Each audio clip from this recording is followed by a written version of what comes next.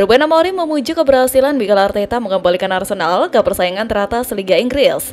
Ia juga bilang di Manchester United situasinya beda. Amorim dan Arteta akan saling berhadapan kala Manchester United menjamu Arsenal di Old Trafford Minggu 9 Maret 2025 malam. Ini akan jadi pertemuan ketiga antara kedua manajer tersebut. Di seluruh ajang pertemuan, kedua tim ini turut mengangkat sebuah isu, yakni soal bagaimana Arsenal berhasil bangkit di bawah Arteta. 3 musim terakhir ini Arsenal terus menantang di persaingan juara, itu usai 6 musim buruk yang mereka bahkan tak bisa finish di 4 besar. MU menjalani periode sulit yang serupa setelah lebih lama, yakni sejak sepeninggalan manajer legendaris Sir Alex Ferguson di 2013. Sudah 6 manajer tetap, 2 caretaker, dan 2 manajer interim sejauh ini, tapi belum ada tanda-tanda signifikan akan kebangkitan. Untuk saat ini MU berharap pada Amorim, karena ia belum benar-benar bekerja dengan tim idealnya. Manajer asal Portugal itu baru datang di pertengahan musim ini dan mewarisi skuad Erik ten Hag, yang secara pembentukan berbeda ide permainan. Ditanya soal mengikuti jejak sukses Arteta di Arsenal, Amorim menyebut waktu adalah musuhnya. Saya tak punya waktu yang didapatkan Arteta. Saya merasa klubnya agak berbeda dalam aspek itu. Katanya dikutip BBC. Cara Arteta menangani persoalan-persoalan di dalam klub adalah inspirasi buat semua orang. Tapi saya tidak akan punya waktu yang didapatkan Arteta. Imbuhnya. Pasukan Ruben Amorim sayangnya kalah kemenangan di lapangan Real Sociedad pada babak 1/8 Piala Winners Eropa 2024-2025. Selepas peluit pembukaan dibunyikan, MU menunjukkan inisiatif dengan menaikkan skuad. Menit 4, Rasmus Højlund mencoba berakselerasi dan melakukan umpan ke dalam, namun tidak mampu menciptakan peluang berbahaya. Garnacho menjadi pemain paling aktif di tim tandang, biasanya melakukan dribble penentu dan menyelesaikannya pada menit ke-12. Namun, kiper Real Sociedad itu berada di posisi yang tepat untuk memblok tembakan tersebut. Pertandingan berlangsung menegangkan hampir sepanjang babak pertama. Pada menit ke-36, Bruno Fernandes dan Zerski melakukan kombinasi apik namun tak mampu memanfaatkannya. Memasuki babak kedua, tempo pertandingan meningkat. Pada menit ke-51, Garnacho mendapat peluang yang sangat bagus setelah umpan silang Dorgu, namun tembakannya melebar. Baru berselang 6 menit MU membuka skor. Garnacho melakukan dribble yang kuat sebelum mengoper ke dalam, memungkinkan Zerski mencetak tembakan satu sentuhan yang akurat, membuat tim tamu unggul 1-0. Pada menit ke-67, wasit memberikan hadiah penalti kepada tim tuan rumah setelah VAR menetapkan bola menyentuh tangan Bruno Fernandes di kotak penalti. Pada akhirnya, pertandingan berakhir dengan hasil imbang 1-1 setelah 90 menit yang menegangkan.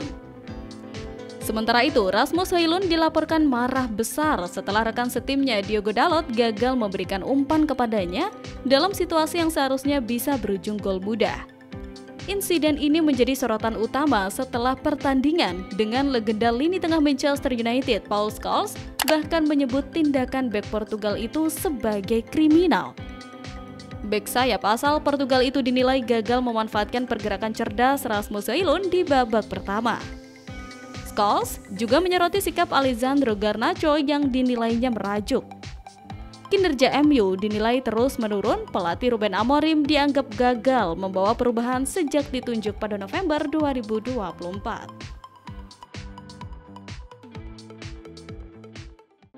Manajer Manchester United, Ruben Amorim buka suara terkait absennya Chido Obi di ajang Liga Eropa. Ia menyebut bahwa situasi sang striker itu merupakan situasi yang tidak terduga sebelumnya. Seperti yang sudah diketahui, Chido Obi lagi ramai diperbincangkan. Striker 17 tahun itu menunjukkan penampilan yang menawan saat masuk sebagai pemain pengganti melawan Fulham di akhir pekan kemarin. Berkat performa apiknya itu, banyak yang mengira sang striker akan dilibatkan Amorim di laga melawan Real Sociedad. Namun ternyata kenyataannya tidak demikian. Sang striker tidak ikut dalam rombongan tim setan merah yang bertolak ke San Sebastian. Penyebabnya adalah sang pemuda ternyata tidak didaftarkan MU untuk skuad cadangan mereka di Liga Eropa. Dalam konferensi persnya, Amorim ditanyai alasan mengapa ia tidak mendaftarkan Chido Obi di skuad Liga Eropa MU. Ia menyebut bahwa sejak awal Chido Obi memang belum diproyeksikan bermain di tim utama MU karena seusianya masih sangat belia sehingga ia tidak didaftarkan. Pada saat pendaftaran pemain kemarin ada konteks yang berbeda mengenainya. Situasinya jauh berbeda dengan kondisi kami saat ini sehingga kami memilih pemain lain untuk didaftarkan, ujar Amorim. Amorim menyebut bahwa ia sengaja tidak membawa banyak pemain muda di laga ini demi menjaga perkembangan mereka. Bermain di Liga Eropa adalah langkah yang besar untuk para pemain muda kami. Jadi, saya mencoba mempertimbangkan banyak aspek sehingga saya tidak membawa lebih banyak pemain muda di laga ini, imbu pelatih asal Portugal tersebut. Sementara itu, Ruben Amorim menegaskan bahwa proses membangun tim Manchester United saat ini jauh lebih penting daripada sekedar memenangkan trofi musim ini. United baru saja tersingkir dari Piala FA setelah kalah adu penalti dari Fulham. Kini, satu-satunya harapan mereka untuk meraih trofi dan lolos ke kompetisi Eropa musim depan adalah dengan memenangkan Liga Eropa. Meski Liga Eropa menjadi satu-satunya kesempatan United meraih trofi musim ini, Amorim menekankan bahwa ada hal yang lebih penting untuk dipikirkan.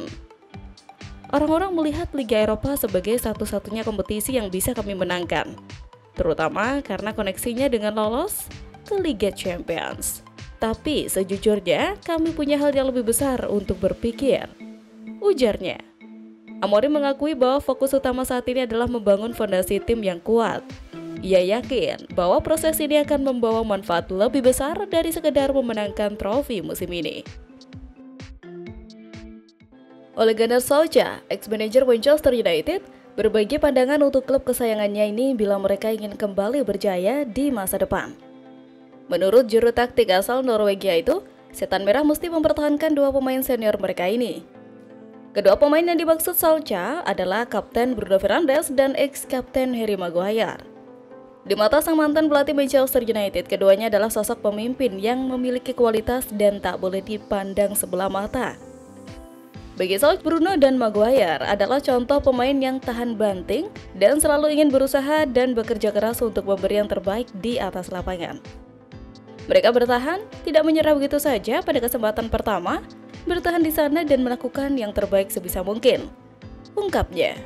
Saya ingat sesi latihan pertama Maguire dan dia terlihat seperti orang yang sangat kuat dibandingkan pemain lainnya. Dan dia masuk lalu bermain dengan bagus. Tapi seiring berjalannya waktu, dia mendapatkan banyak kritik, tambah Solskjaer. Di tempat lain, manajer Manchester United Ruben Amorim baru-baru ini memberikan pujian kepada Aiden Heaven. Ia menilai sang bek tampil apik di laga debut di tim utama Setan Merah.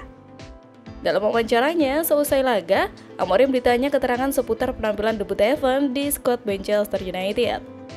Ia menilai sang bek tampil dengan api di laga perdananya bersama Setan Merah tersebut. Aiden bermain dengan sangat tenang sepanjang pertandingan dan saya senang dengan penampilan itu. Padahal ini bukan laga kandang perdana yang mudah untuknya, ujar Amorim. Amorim menyebut bahwa Manchester United saat ini lagi mengalami badai cedera. Alhasil, pemain muda seperti Heaven harus siap ketika ia dipanggil untuk memperkuat Setan Merah. Dia adalah pemain yang bertalenta dan dengan banyaknya cedera yang kami alami, maka dia harus siap bermain kapanpun. Karena United memiliki tradisi untuk memainkan pemain muda, tutupnya.